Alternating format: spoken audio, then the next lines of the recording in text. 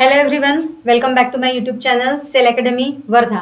Actually आज हमारा ये प्लान था कि मियोसिस का जो लेक्चर है वो हम लाइव लेने वाले हैं एंड काफ़ी मतलब हाफ लेक्चर तक हम लाइव पहुंच भी गए थे, but due to some technical issues we can not continue that live lecture much longer. इसीलिए फिर सोचा कि वो हाफ लाइव जो है वो और लिंक क्रिएट करके अपलोड करने से अच्छा है कि क्यों ना एक ही इसमें जो है वो रिकॉर्ड करके आपको पूरा अपलोड करके दिया जाए, सो दैट आपका टाइम जो है वो कम से कम कंज्यूम हो यहाँ पर। Okay, so mission biology 300+ for NEET 2023 इस बैच में हम लोग अभी स्टार्ट करने जा रहे हैं meiosis right from the starting. तो सेल डिवीजन और सेल साइकिल ये जो हमारा लेसन है उसमें हमने सबसे पहले देखो क्या पढ़ा था कि जो भी सेल डिवाइड होना चाहता है मदर सेल, उसमें 90% जो टाइम है वो उसके किस में जाता है, प्रिपरेशन में जाता है। और जब सेल डिवाइड होता है तब एक्चुअली 10% टाइम में वो फटाक से डिवाइड हो जाता है। तो ये जो 90% टाइम उसको प्रिपरेशन के लिए लग रहा है, उस प्रिपरेशन के टाइम को हम क्या नाम देते हैं, इंटरफेज नाम देते हैं। ओके, प्रिपेरेटरी फेज नाम देते हैं। अगर हमें देखना है, समझना है कि इंटरफेज या प्रिपेरेटरी फेज में मेजर चेंज जो है वो सेल के अंदर में क्या होता है, तो हमने ये पढ़ा था कि इंटरफेज में मेजर चेंज क्या हो रहा है। एक बार शॉर्ट में हम रिवाइज कर लेते हैं। देखो ये जो है ये मदर सेल है जो डिवाइड होने वाला है और आगे डॉटर सेल्स में कन्वर्ट होने वाला है। मदर सेल के पास में कितना डीएनए है, only 1। Okay, but at the time of cell division preparatory phase में डिवाइड होने के लिए ये अपने डीएनए की क्या कर लेता है, कॉपी कर लेता है। क्यों कर लेता है, क्योंकि जब ये डिवाइड होगा और ये डिवाइड होके आगे डॉटर सेल्स बनने वाले हैं, तो डॉटर सेल्स में डिस्ट्रीब्यूट करने के लिए इसने अपने डीएनए की क्या कर ली है, कॉपी कर ली है। ओके, सो इंटरफेज में प्रिपरेशन हो चुका है और डीएनए ने अपनी कॉपी बना ली है। इंटरफेज के बाद हमने सेकंड वाले लेक्चर में क्या पढ़ा था, माइटोसिस पढ़ा था, जिसमें हमने ये समझा था कि एक मदर सेल डिवाइड होकर जब 2 डॉटर सेल्स आते हैं तब इन 2 डॉटर सेल्स में ये जो 2 डीएनए है वो इक्वली कैसे डिस्ट्रीब्यूट होते हैं, बिकॉज माइटोसिस को बोलते हैं equational division, somatic cell division. Okay, तो हमने ये पढ़ा था कि ये 2 डीएनए 2 डॉटर सेल्स के अंदर में किस तरह से डिस्ट्रीब्यूट होकर चले जाते हैं। ओके, सो देखो ध्यान दो, अगर ये 2 डॉटर मतलब ये जो 2 डीएनए है उसको अगर हम लोग डायरेक्ट ऐसे सेपरेट करके डॉटर सेल में डाल देंगे तो चांसेस रहेंगे कि ये इम्प्रॉपर सेपरेट हो। Okay, separation will be not in a proper way.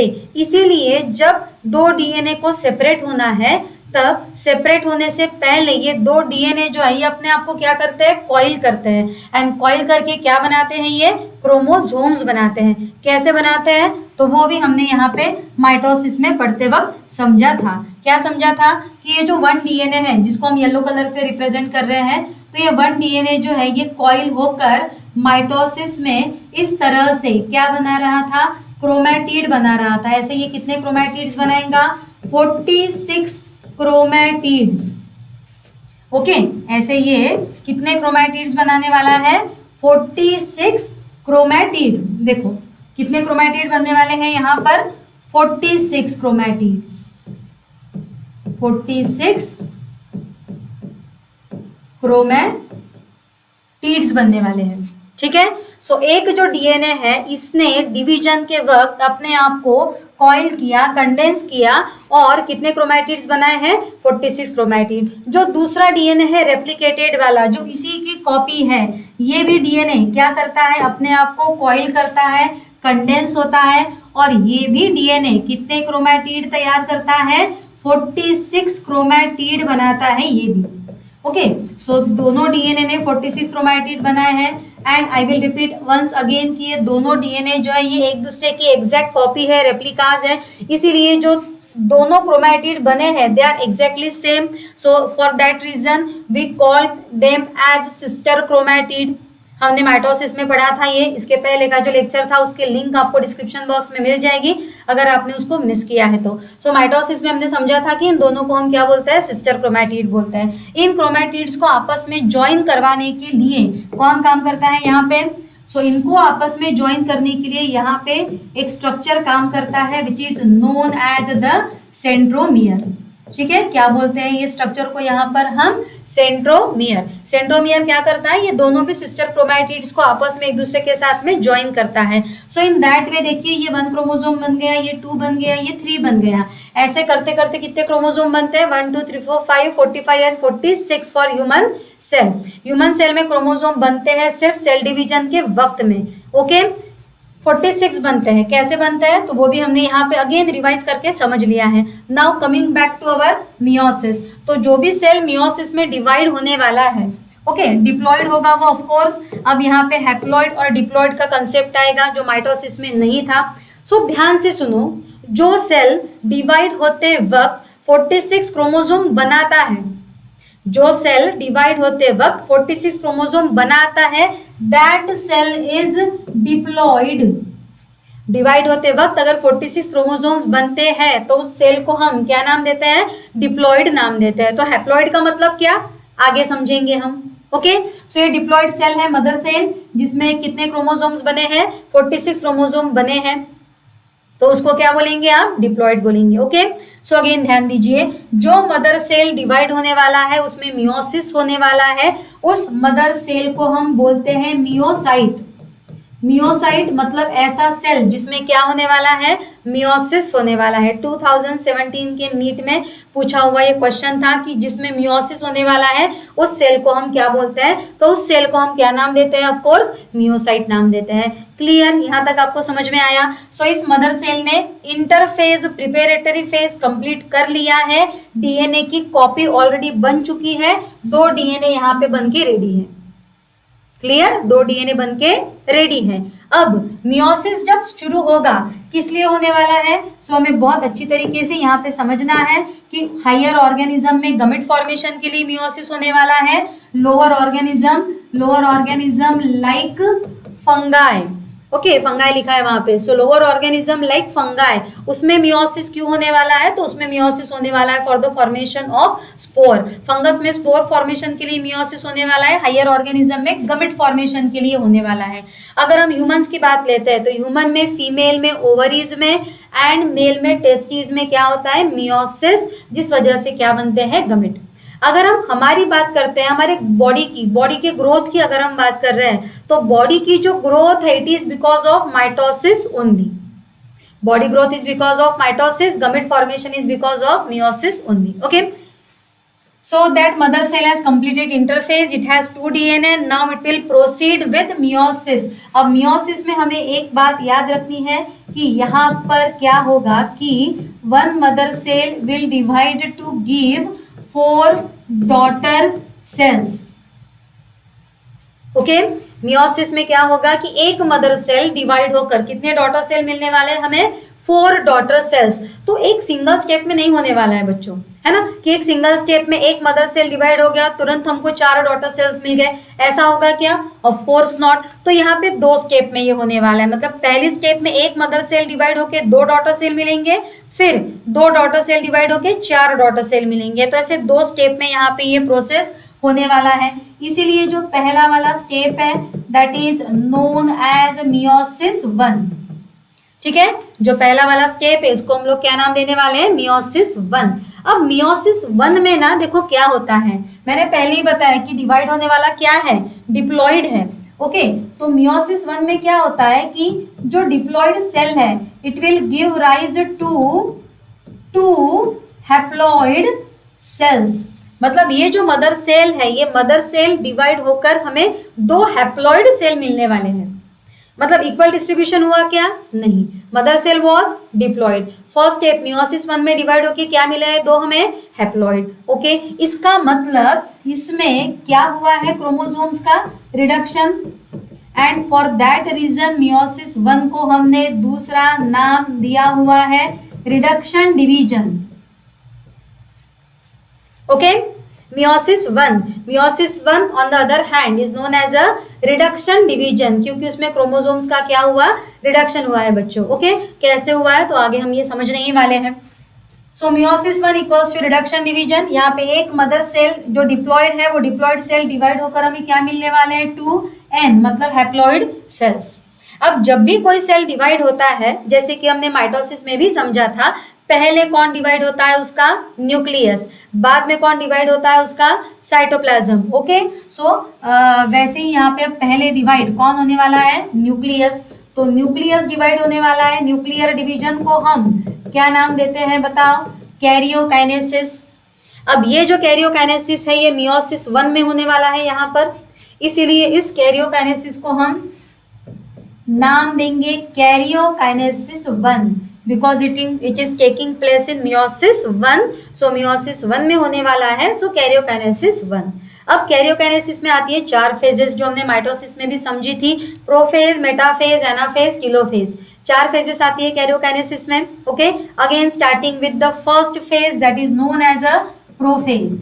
तो कैरियोकाइनेसिस में यहाँ पे सबसे पहले क्या आता है, प्रोफेज, और ये भी फर्स्ट टाइम यहाँ पे होने वाला है। So it is also known as the prophase 1। क्या बोलेंगे इसको हम, प्रोफेज 1। अब ये जो प्रोफेज 1 है ना मियोसिस का, this is known as most complicated. देखो ध्यान दो, मियोसिस 1 का प्रोफेज 1 कैसा है, most complicated and longest phase. पूरे मियोसिस को अगर हम कंसीडर करते हैं तो पूरे मियोसिस के कंपैरिजन में ये जो प्रोफेज 1 है ये सबसे लंबा और सबसे कॉम्प्लिकेटेड वाला फेज है। कॉम्प्लिकेटेड क्यों बोला, ये भी हम पढ़ेंगे तो आपको समझ में आ ही जाने वाला है। Okay, so prophase 1 is the most complicated and longest phase of meiosis 1, ठीक है, विच इज डिवाइडेड इनटू 5 सब फेजेस। अभी कॉम्प्लिकेटेड है, लॉन्गेस्ट है, इसीलिए इसको पढ़ने के लिए कितने सब फेजेस में डिवाइड किया जाता है, 5 सब फेजेस में डिवाइड किया जाता है। कौन सी है वो 5 सब फेजेस, तो उसमें जो सबसे पहली वाली फेज है 5 सब फेजेस में से, इसको हमने नाम दिया है लेप्टोटिन। रिपीट करना मेरे पीछे, क्या नाम है उसका, लेप्टोटिन। ओके, अब ये जो लेप्टोटिन वाला फेज है यहाँ पे क्या होगा, फॉर्मेशन ऑफ क्रोमोसोम। देखो यहाँ पे डायग्राम ड्रॉ कर रहे हैं हम कि लेप्टोटिन में क्या होने वाला है। सो ये सेल मेम्ब्रेन है, ये न्यूक्लियर मेम्ब्रेन है, प्लस उसके अंदर हमें यहाँ पर ये सेंट्रियोल का पेयर भी दिखाई दे रहा है। So 2 cylindrical centrioles are again there.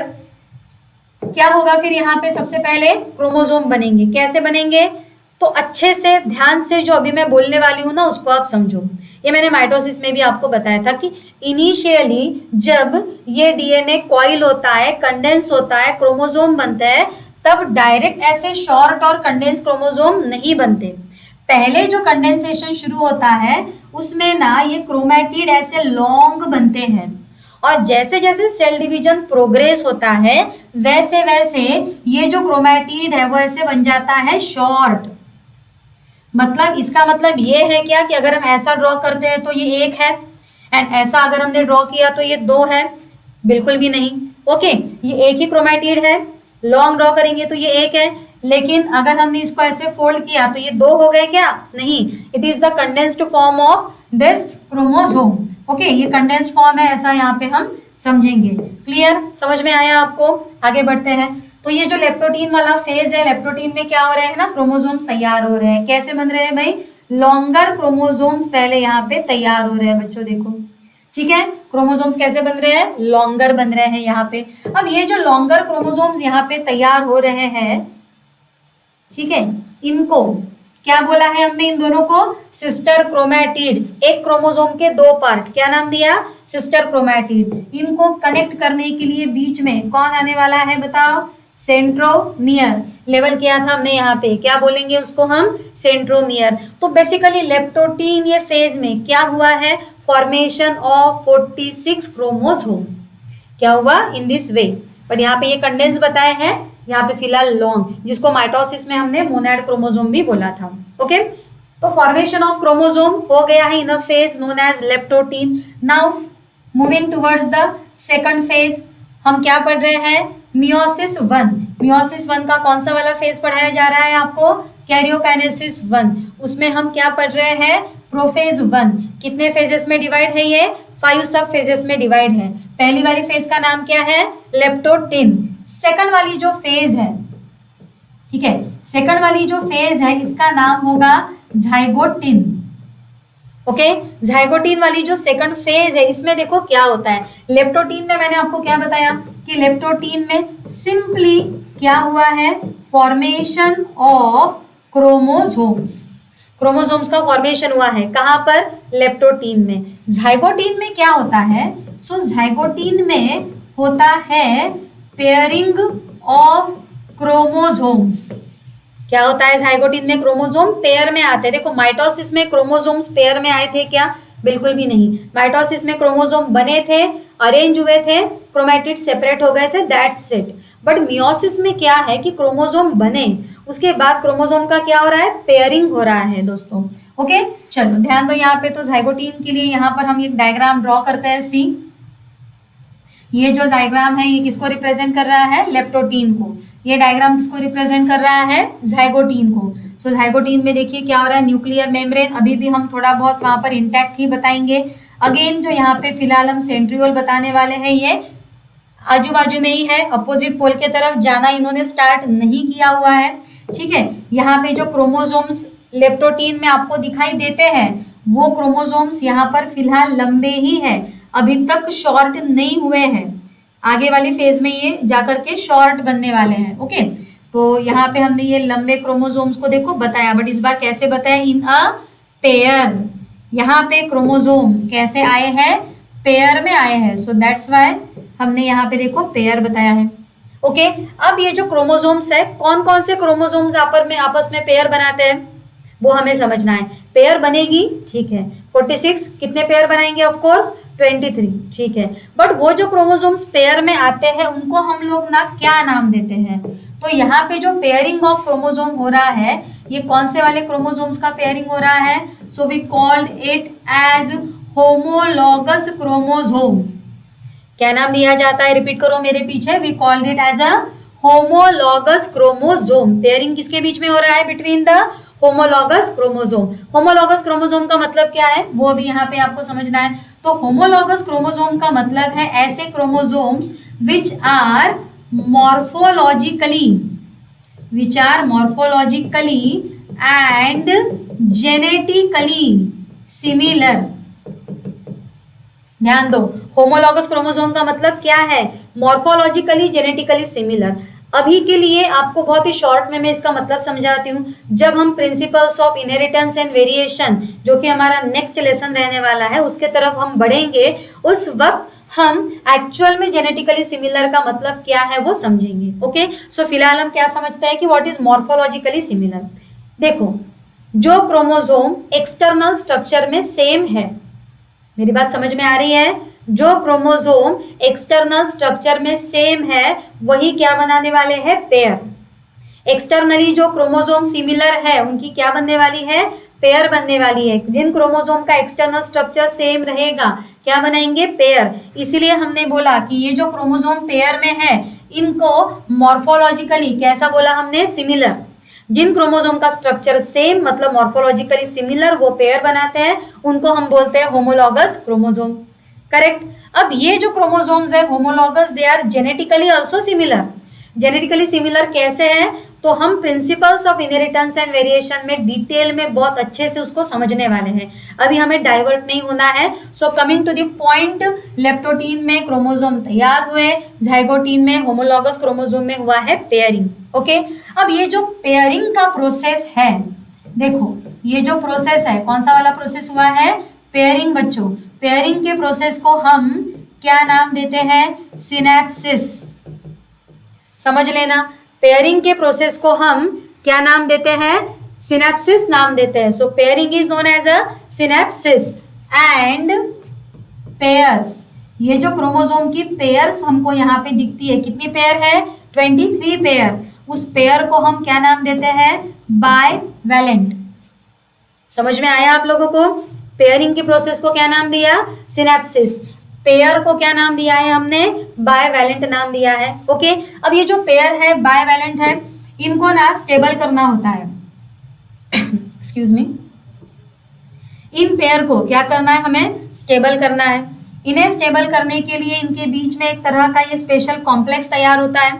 ये जो कॉम्प्लेक्स मैंने यहाँ पे पर्पल कलर से आपको लेबल करके बताया है, this is known as the synaptonemal complex. मेरे साथ रिपीट करना, क्या बोलेंगे इस कॉम्प्लेक्स को हम, बताओ? सिनेप्टोनीमल कॉम्प्लेक्स। वंस अगेन क्या बोला है उसको?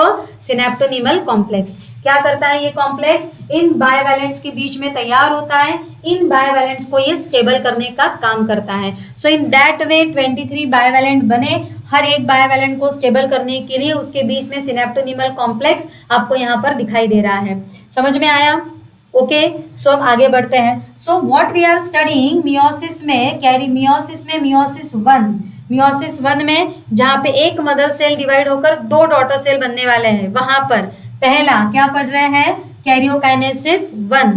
कैरियोकाइनेसिस वन में हम क्या समझ रहे हैं?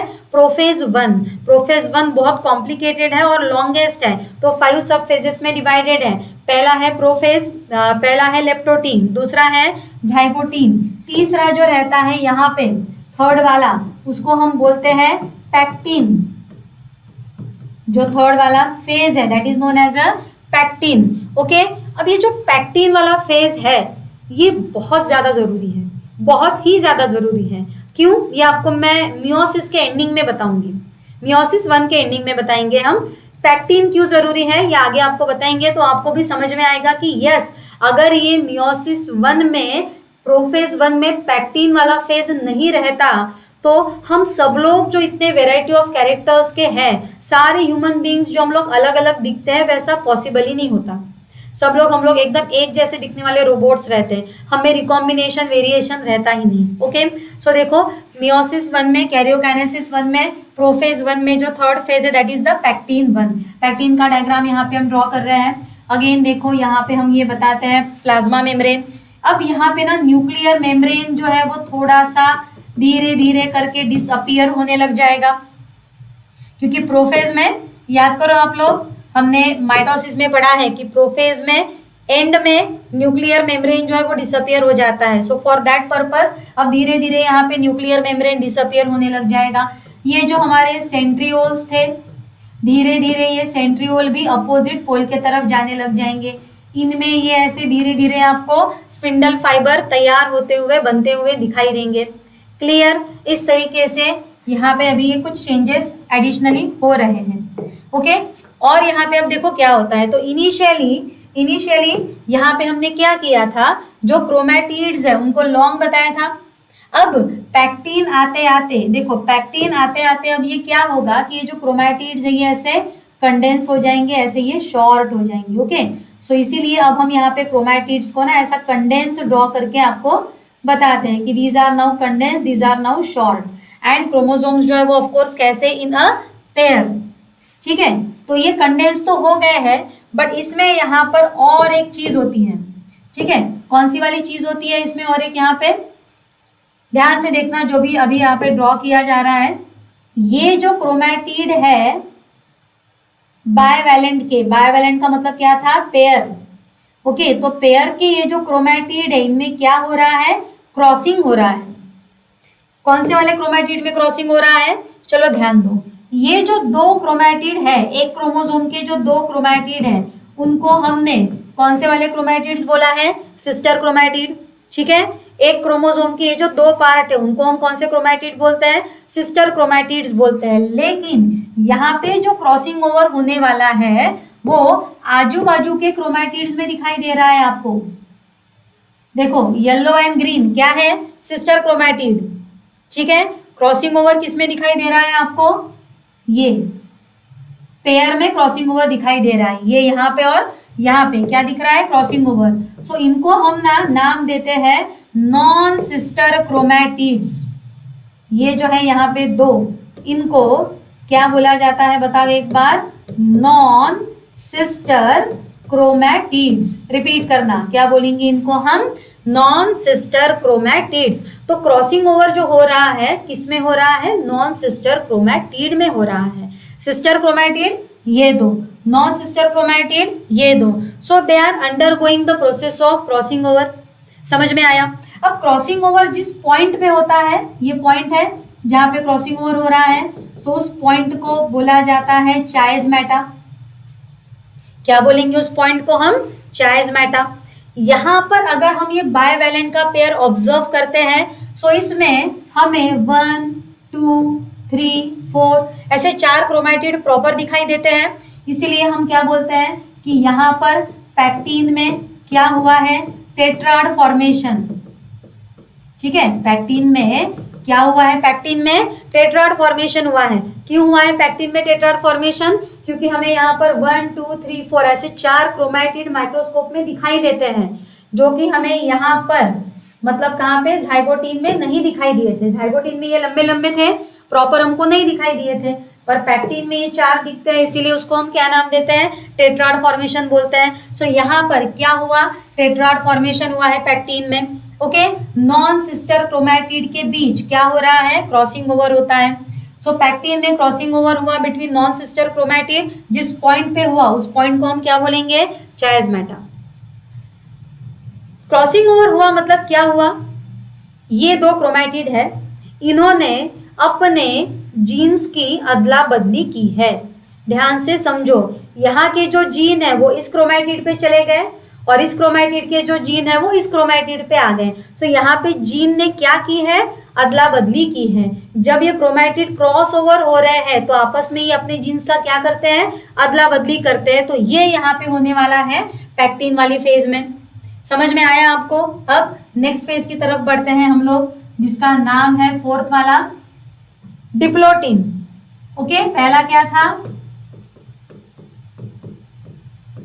लेप्टोटिन, दूसरा क्या था, जाइगोटिन, तीसरा क्या था, पैक्टिन, चौथा क्या है, डिप्लोटिन। ओके, सो डिप्लोटिन वाला ये जो फेज है, देखो डिप्लोटिन में अब क्या होने वाला है। तो अगेन यहाँ पे न्यूक्लियर मेम्ब्रेन डॉट डॉट में ड्रॉ किया जा रहा है, जैसे कि अभी ये on the way of disappearing है। ठीक है, यहाँ पे अगेन जो हमारे सेंट्रियोल्स हैं moving towards the opposite pole, यहाँ पे हम बताएंगे। एंड अगेन इन सेंट्रियोल में क्या फॉर्म होते हुए दिखाई दे रहा है हमें, ये स्पिंडल फाइबर। ओके, अब यहाँ पे ये जो क्रॉसिंग ओवर हो चुका है, क्रॉसिंग ओवर हो जाने के बाद जो नॉन सिस्टर क्रोमैटिड्स हैं, नॉन सिस्टर क्रोमैटिड्स आजू बाजू के, जिनमें क्या हो गया था, क्रॉसिंग ओवर हो गया था, अब ये नॉन सिस्टर क्रोमैटिड्स एक दूसरे को क्या करते हैं, रिपेल करते हैं। ठीक है, क्या करेंगे, रिपेल करेंगे। जैसे ये जस्ट फॉर एग्जांपल आपको बताते हैं, देखो ये यहाँ पे क्या हुआ था, क्रॉसिंग ओवर हुआ था। क्रॉसिंग ओवर होने के बाद अब ये नॉन सिस्टर क्रोमैटिड एक दूसरे से दूर जाना चाहते, तो ऐसे नहीं दूर जाएंगे, ये डायरेक्ट ऐसा एकदम ब्रेक नहीं हो जाएगा। तो ये जो नॉन सिस्टर क्रोमैटिड है ऐसे ऐसे ऐसे ऐसे दूर जाएंगे, ऐसे, और यहाँ पे अटैच है। समझ में आया आपको? यहाँ पर क्रॉसिंग ओवर हुआ था, ये क्या है, चायस्मेटा। डायरेक्ट नॉन सिस्टर क्रोमैटिड दूर नहीं जाने वाले हैं, पहले ये एक दूसरे को रिपेल करेंगे। एक दूसरे को क्या करेंगे, रिपेल करेंगे। ये ऐसे है, सपोज ये हो गया रिपेल। रिपेल करने के बाद ये ऐसे ऐसे ऐसे करके यहाँ पे जाएंगे। तो डिप्लोटिन में क्या होने वाला है, नॉन सिस्टर क्रोमैटिड का रिपल्शन। देखो ये दूर चले गए। जब ये ऐसे है तब जहाँ पे क्रॉसिंग ओवर हुआ था चायस्मेटा वो क्लियर नहीं दिख रहा है, बट जब ये नॉन सिस्टर क्रोमैटिड रिपेल हो गए, देखो चायस्मेटा क्लियर दिख रहा है। यही कहाँ पे होने वाला है, डिप्लोटिन में होने वाला है। तो डिप्लोटिन में non sister chromatid will repel each other. यहाँ पे देखो कैसे एंटेंगल्ड दिखाई दे रहे हैं, और वहां पे देखो कैसे क्लियरली एक दूसरे को उन्होंने रिपेल कर दिया है। जब तक आप लोगों से काम रहता है तब तक लोग आप लोगों के साथ बहुत अच्छे तरीके से बिहेव करते हैं। काम होने के बाद कैसे दूर ढकेल देते हैं ना, सॉर्ट ऑफ लाइक दैट यहाँ पे है कि जब तक इन दोनों को अपने जीन्स एक्सचेंज करवाने थे, एंटेंगल्ड थे, जीन एक्सचेंज हो गए, बस रिपेल कर दिया। तो इस रिपल्शन की वजह से क्या हुआ कि ये जो पॉइंट ऑफ रिपल्शन है, उस पॉइंट ऑफ रिपल्शन को हमने क्या बोला है, chiasmata, point of crossing over, not repulsion. तो ये जो पॉइंट ऑफ क्रॉसिंग ओवर है चायस्मेटा, से this chiasmata is now clearly visible. Okay, ये चायस्मेटा यहाँ पे आपको क्लियरली विजिबल दिखाई दे रहा है। तो डिप्लोटिन में जस्ट क्या हो रहा है, repulsion, repulsion of what, non sister chromatids. Pectin में क्या हुआ था, यहाँ पर क्रॉसिंग ओवर, पैक्टीन में क्रॉसिंग ओवर हुआ था नॉन सिस्टर क्रोमैटिड्स के बीच में। यहाँ पर डिप्लोटिन में क्या हुआ, रिपल्शन हुआ। अभी लास्ट वाले फेज की तरफ हम बढ़ते हैं, 5th वाला फेज, जिसका नाम होगा डायकाइनेसिस। ओके, क्या नाम है फिफ्थ वाली फेज का, रिपीट करना, डायकाइनेसिस। तो डायकाइनेसिस की डायग्राम अगेन यहाँ पे हम ड्रॉ कर रहे हैं। अगेन न्यूक्लियर मेम्ब्रेन जो है वो ऑलमोस्ट डिसअपियर ही हो चुकी है, ठीक है। हमारे जो सेंट्रियोल्स है अगेन थोड़े बहुत अपोजिट पोल्स के तरफ जा चुके हैं। अगेन इनमें हमको क्या दिखाई दे रहा है, स्पिंडल फाइबर, और ज्यादा प्रोमिनेंट स्पिंडल फाइबर दिखाई देता है, ठीक है। और हमारे ये जो क्रोमोसोम्स की पेयर है, अब देखो यहाँ पे जो मैंने डायग्राम्स ड्रॉ की है इसमें जस्ट वन पेयर बताया है, पर ये जो क्रॉसिंग ओवर होता है ये पूरे 23 बायवैलेंट में होता है, अलग अलग जगह पे होता है, ठीक है। सो ये जो भी एक पेयर के लिए बोला जा रहा है you can consider it for all the 23 pairs और ऑल द 23 बायवैलेंट। तो डायकाइनेसिस में देखो क्या होना है, जो मैंने बताया ना कि ये क्या है, पैक्टिन, ये क्या है, डिप्लोटीन, और ये क्या है, डायकाइनेसिस। इस तरीके से आपको याद रखना है। तो ये जो नॉन सिस्टर क्रोमैटिड है ये एक दूसरे को रिपेल करते गए, और अभी ये देखो आपको कहाँ पर अटैच दिखाई दे रहे हैं, ये एंड पर अटैच दिखाई दे रहे हैं। Okay, they are attach at their end, मतलब यहाँ पर जो चायज़मेटा है ये चायज़मेटा कहाँ पर शिफ्ट हो गया है, एंड पर शिफ्ट हो गया है। तो चायज़मेटा का एंड पर शिफ्ट होना, देखो ध्यान दो, चायज़मेटा का एंड पर शिफ्ट होना, इसको हम नाम देते हैं टर्मिनलाइजेशन। टर्मिनलाइजेशन, टर्मिनलाइजेशन हुआ मतलब क्या हुआ है, चायज़मेटा, चायज़मेटा कहाँ पे गया, शिफ्ट टू दी एंड। चायज़मेटा कहाँ पे गया, चायज़मेटा जो है हम लिख सकते हैं कि शिफ्टेड, चला गया है ना, चायज़मेटा शिफ्टेड टू दी एंड। ये एंड पर चायज़मेटा चला गया, क्रॉसिंग ओवर का जो पॉइंट यहाँ पे था वो ऐसे एंड में जा चुका है, मतलब क्या हो गया, यहाँ पे टर्मिनलाइजेशन हो चुका है। समझ में आया आपको। अब जिस जगह पे अदला बदली हुई थी, ध्यान से सुनो, ये जिस जगह पे ना अदला बदली हुई थी, जिस जगह पे क्रॉसिंग ओवर हुआ था, उस जगह को हम ऐसे ये लाइट ब्लू से रिप्रेजेंट करते हैं।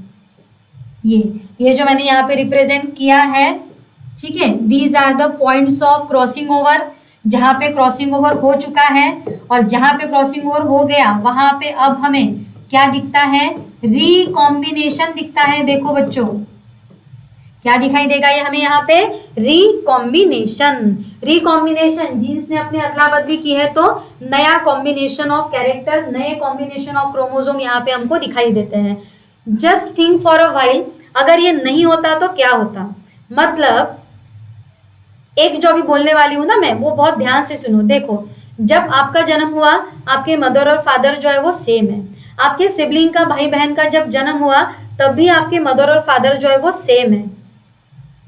तो why you both are not exactly similar in appearance, क्योंकि मदर भी वही, गमिट्स भी वही, फादर भी वही, गमिट्स भी वही। तो लॉजिकली अगर देखा जाए तो आप और आपके भाई बहन जो है वो एग्जैक्ट सेम दिखने चाहिए थे, पर ऐसा होता है क्या, नहीं होता है। क्यों नहीं होता है, क्योंकि एक मदर अपने लाइफ में जितने भी गमिट बनाने वाली है, every गमिट will be having a different set of character. एक फादर अपने लाइफ में जितने भी गमिट बनाने वाला है, every गमिट will be having a different set of character. ऐसा क्यों होता है, ऐसा इसलिए होता है because of pectin, because of crossing over, because of recombination. Meiosis में क्रोमोसोम बने, पेयर में आए, अरेंज हुए, सेपरेट हुए, ऐसा नहीं होता। अगर सिर्फ ऐसा होता कि क्रोमोसोम बनते, पेयर में आते, अरेंज होते और सेपरेट होते, अगर सिर्फ ऐसा होता तो हमें वहां पर कोई भी वेरिएशन नेचर में नहीं दिखाई देता।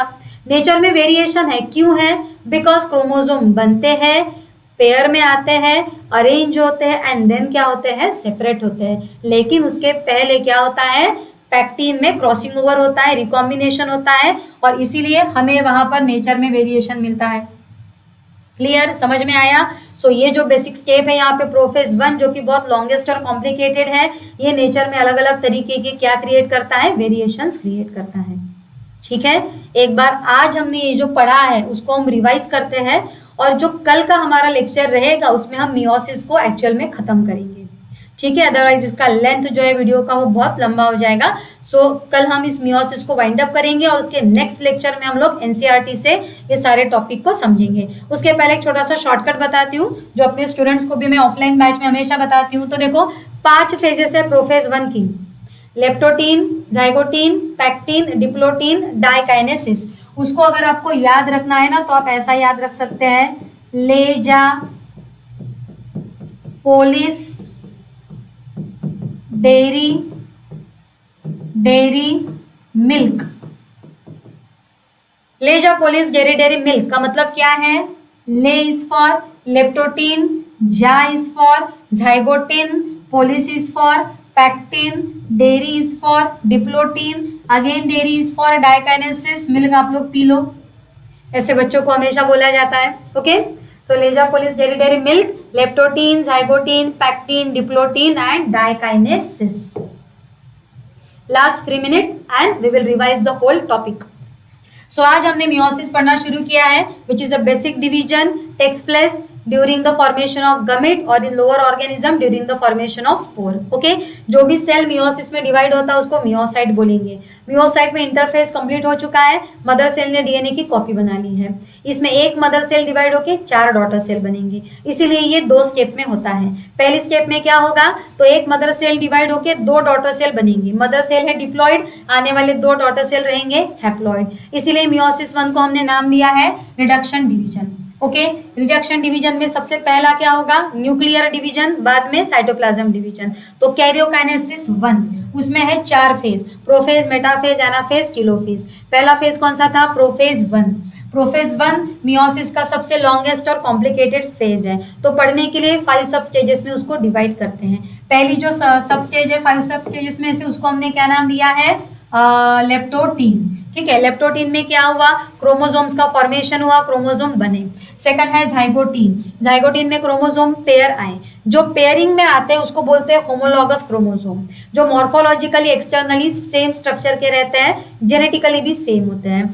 पेयरिंग की प्रोसेस को क्या नाम दिया जाता है, सिनेप्सिस दिया जाता है। ये जो एक एक पेयर है इसको हम बोलते हैं बाइवेलेंट। इस पेयर को स्टेबल करने के लिए उसके बीच एक कॉम्प्लेक्स होता है जिसको बोलेंगे सिनेप्टोनीमल कॉम्प्लेक्स। ओके, फिर उसके बाद नेक्स्ट हमने क्या पढ़ा है, पैक्टीन। पैक्टीन में ये जो पेयर है, इस पेयर के जो आजू बाजू के ये क्रोमोसोम्स है, क्रोमैटिड है, इन क्रोमैटिड्स को क्या बोलते हैं, non sister chromatids. In non sister chromatids में क्या हुआ है, वहां पर क्रॉसिंग ओवर हुआ है। ओके, उन्होंने अपनी जीन्स की अदला बदली की है, ये कंडेंस हो चुके हैं। तो यहाँ पे 1 2 3 4 क्रोमैटिड दिखते हैं। सो दैट्स व्हाई हम बोलते हैं कि पैक्टीन में होता है टेट्राड फॉर्मेशन। जहां पे जीन अदला बदली होते हैं, जहां पे क्रॉसिंग ओवर होता है, that point is known as a chiasmata. Okay, उसके बाद है फिर डिप्लोटीन। डिप्लोटीन में क्या है, सो पैक्टीन में ऐसे थे, डिप्लोटीन में रिपल्शन होके ऐसे हो गए हैं। ओके, और डाइकाइनेसिस आते आते चायस्मेटा ऐसे चला गया है। ठीक है, सो डिप्लोटीन में क्या हुआ कि ये जो क्रोमैटिड्स है वो रिपेल कर गए, चायस्मेटा में यहाँ पे बहुत ही क्लियर यहाँ पे दिखाई दे रहा है। ओके, लास्ट है डाइकाइनेसिस, जहाँ पे चायस्मेटा एंड पे चला गया। अभी भी ये क्रोमैटिड्स एंड पर एक दूसरे के साथ कनेक्टेड है। रिकॉम्बिनेशन को हमने लाइट ब्लू से रिप्रेजेंट किया है, उस जगह पे जीन का अदला बदली हो गया था, ऐसा हम बोल सकते हैं। Okay, so terminalization, chiasmata shifted to the end and here we complete the prophase 1 of meiosis 1। इसी को समझने में टाइम लगता है, बाकी तो अब यहाँ से आगे तो स्मूथली कल आधे घंटे में हम समझ जाएंगे। ओके, सो चलो bye bye, thank you so much.